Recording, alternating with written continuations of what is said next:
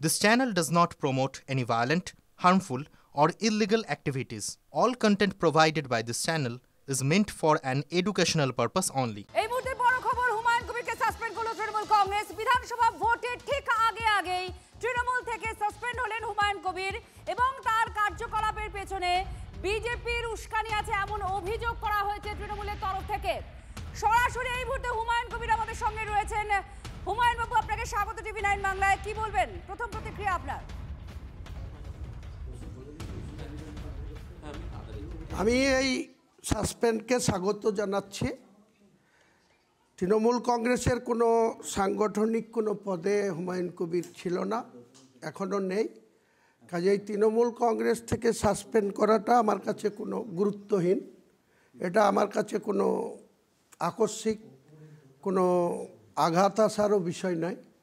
আমি এখানে তৃণমূল কংগ্রেসের কোনো বুথ স্তরের কোনো জায়গায় নেই। হ্যাঁ, এটা কি আপনি প্রত্যাশা করেছিলেন যে আপনাকে দল থেকে সাসপেন্ড করা হবে?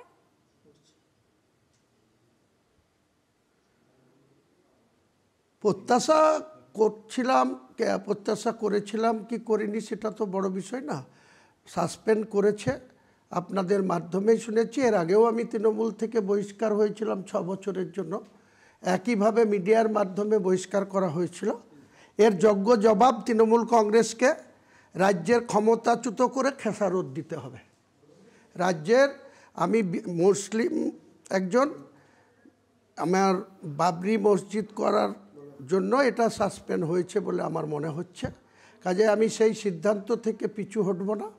তাতে আমার জীবন চলে গেলে যাবে, আমি শহীদ হয়ে গেলে শহীদ হয়ে যাব, কিন্তু 6 তারিখে যেটা বাবরি মসজিদের শিলান্যাস সেটা হবে।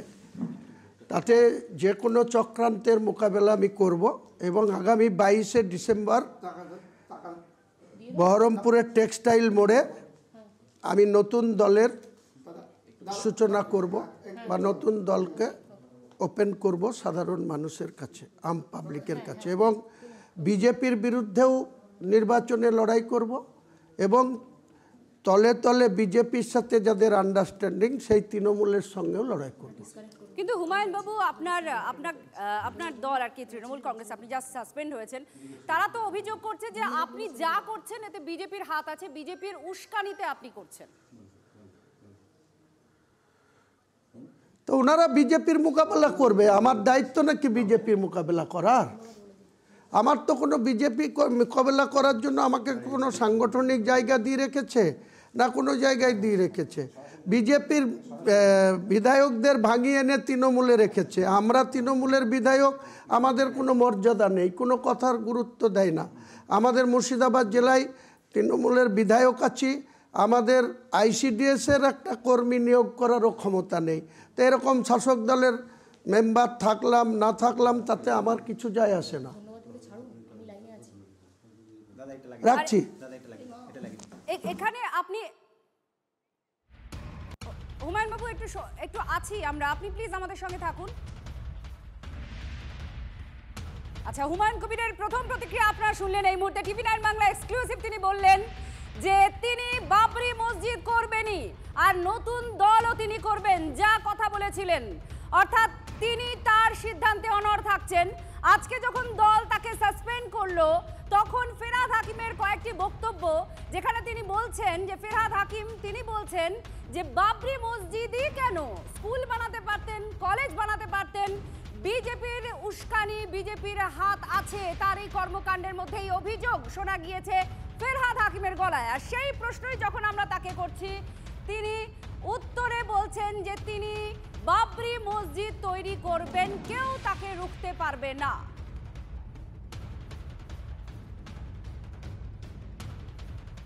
আপনি রেজিনগরে থাকেন, ভরতপুরের বিধায়ক, কেন বেলডাঙ্গায় বাবরি মসজিদ হবে? কারণ বেলডাঙ্গা কিছুদিন আগে কমিউনাল সেন্সিটিভ জায়গা ছিল এবং সেইখানে করলে রাইট লাগাতে সুবিধা হবে, দাঙ্গা লাগলে ভোটের সমীকরণ হবে। সেই ভোটের সমীকরণে বিজেপিকে সাহায্য করার জন্যে আজকে তারা এই কাজটা করবার চেষ্টা করছে। বাংলায় আমরা কঠোর হাতে বলতে চাই যে আমরা এই কমিউনালিজমের দিকে থাকবো না, কমিউনাল রাজনীতিতে আমরা বিশ্বাস করি না। যখন এই সাসপেনশনের প্রসঙ্গগুলো চলছে তখন হুমায়ুন কবির মুর্শিদাবাদে মমতা বন্দ্যোপাধ্যায়ের সভাস্থলে হাজির। তারপর যখন তিনি এই কথা শুনলেন, সভাস্থল থেকে যখন বেরিয়ে যাচ্ছেন, কি বলেছিলেন সেটা শুনে একবার শুনুন এক্সক্লুসিভ সেই বক্তব্য।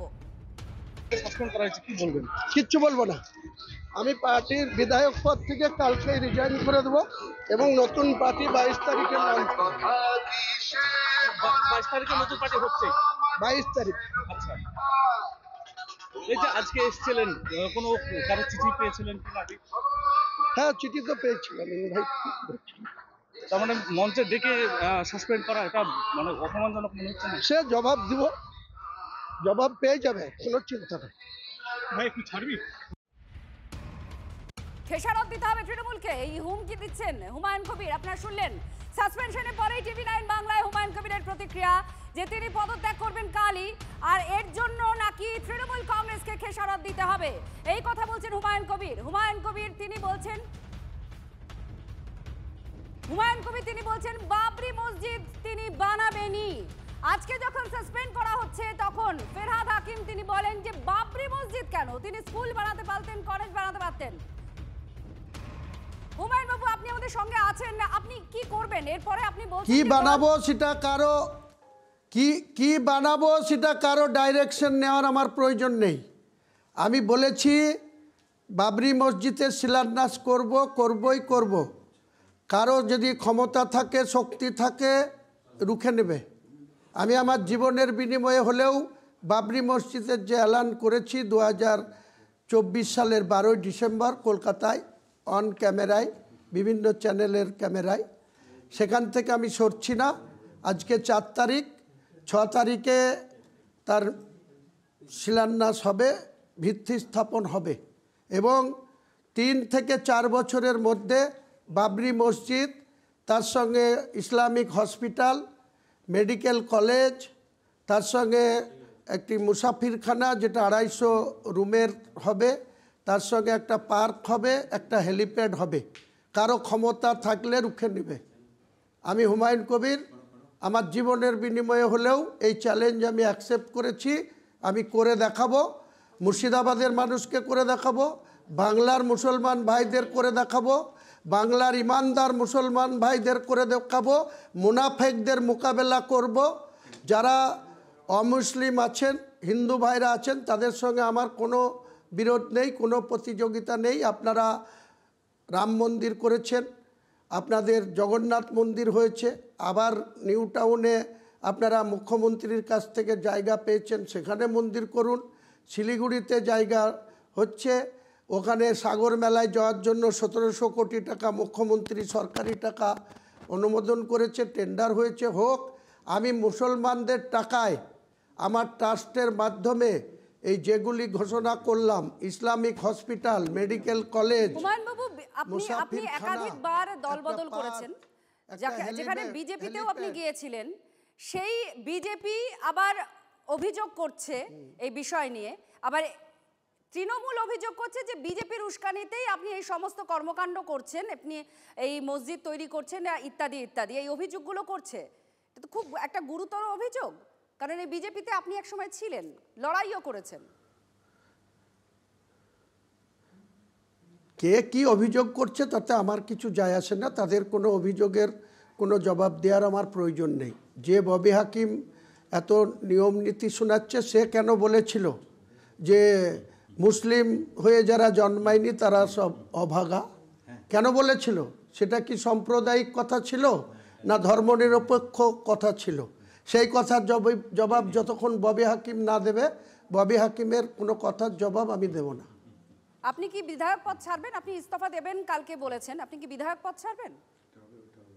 আমি বিধায়ক পদ থেকে 22 তারিখে আমার দল ওপেন করব, তার আগেই আমি মাননীয় বিমান বন্দ্যোপাধ্যায়ের কাছে গিয়ে আমার টিএমসির বিধায়ক পদ যেটা নির্বাচিত হয়ে আছে সেটা রিজাইন করে দেবো। এটা রিজাইন দিয়ে আপনি নতুন দল তৈরি করবেন বলছেন? হ্যাঁ, নতুন দল রেডি আছে। এদের চক্রান্ত আমি অনেক দিন থেকেই বুঝতে পেরেছি। আমাদেরকে পদে পদে অসম্মান করেছে। মুখ্যমন্ত্রী মমতা বন্দ্যোপাধ্যায় আমার সঙ্গে দ্বিচারিতা করেছে, মিথ্যা কথা বলেছে দিনের পর দিন, আমাকে দিয়ে ভোট করিয়ে নিয়েছে, আমাকে দিয়ে যা কিছু তার স্বার্থ পূরণ করার দরকার সেটা করে নিয়েছে। 2012 সালে যেদিন আমি তৃণমূল কংগ্রেসে এসেছিলাম, আজকে যারা মুর্শিদাবাদ জেলায় এমপি, এমএলএ, সাংগঠনিক জেলার সভাপতি, কেউ মন্ত্রী, কেউ প্রাইমারি কাউন্সিলের চেয়ারম্যান হয়ে বসে আছে, তাদের থেকে আমার যোগ্যতা রাজনীতিতে কোনো অংশে কম নাই, কিন্তু আমাদের সঙ্গে দ্বিচারিতা করা হয়েছে। সেই দ্বিচারিতার জবাব তৃণমূল কংগ্রেসকে তাদের রাজ্য থেকে ক্ষমতাচ্যুত করে তাদের খেসারত পাইয়ে দেব। কিন্তু তৃণমূল তো বলছে যে বিজেপি বাবরি মসজিদ ভেঙেছে, তৃণমূলের বক্তব্য এটা, আপনার প্রাক্তন দলের বক্তব্য, যে সেই বিজেপির হয়েই আপনি কাজ করছেন। কি বলছেন? আমি কারো হয়ে কাজ করছি না।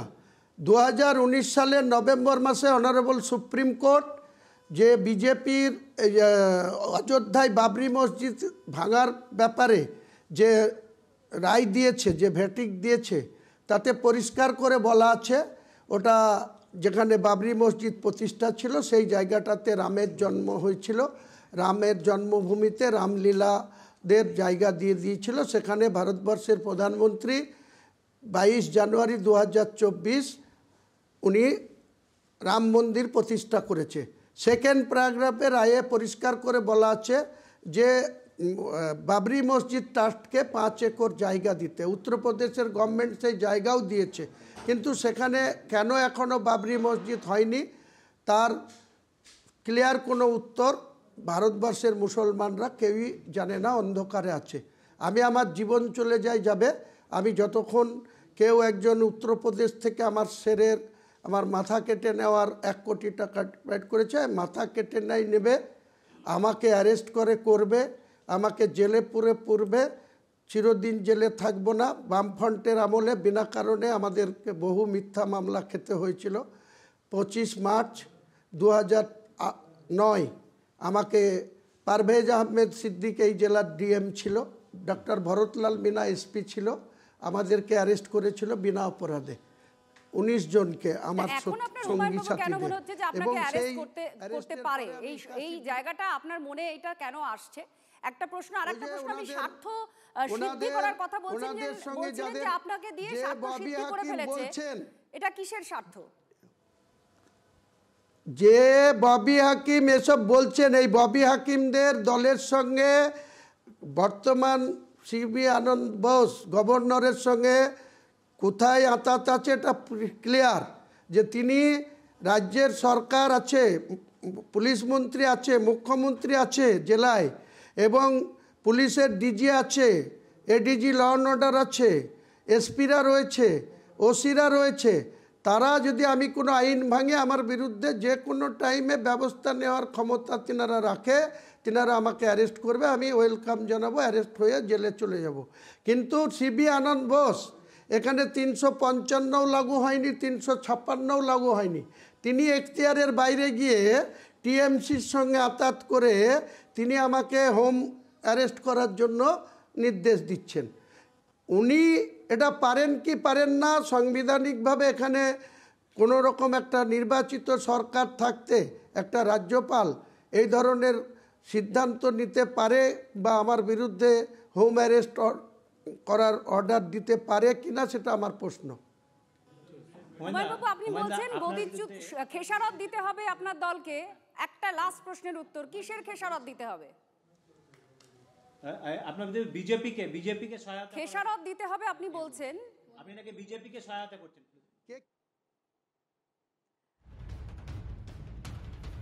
এই মুহূর্তে হুমায়ুন কবিরের এক্সক্লুসিভ প্রতিক্রিয়া আপনারা শুনছিলেন, এবং তিনি তার বক্তব্য তুলে ধরছেন যে অ্যারেস্ট করবে, এবং সেক্ষেত্রে নির্বাচিত সরকার আছে কেন রাজ্যপাল বলছেন এইটাও তার প্রশ্ন। বিধানসভা ভোটের মুখে তৃণমূল থেকে সাসপেন্ড করা হয়েছে হুমায়ুন কবিরকে, এবং এই সাসপেনশনের সময় কিছু অভিযোগ করা হয়েছে এবং প্রশ্ন তোলা হয়েছে। ফিরহাদ হাকিম সাংবাদিক বৈঠক করেন, সেখানে এই সাসপেনশনের কথা শোনানো হয়। তিনি বলছেন যে হুমায়ুন কবির কেন বাবরি মসজিদই তৈরি করছে, এই প্রশ্ন করেছেন।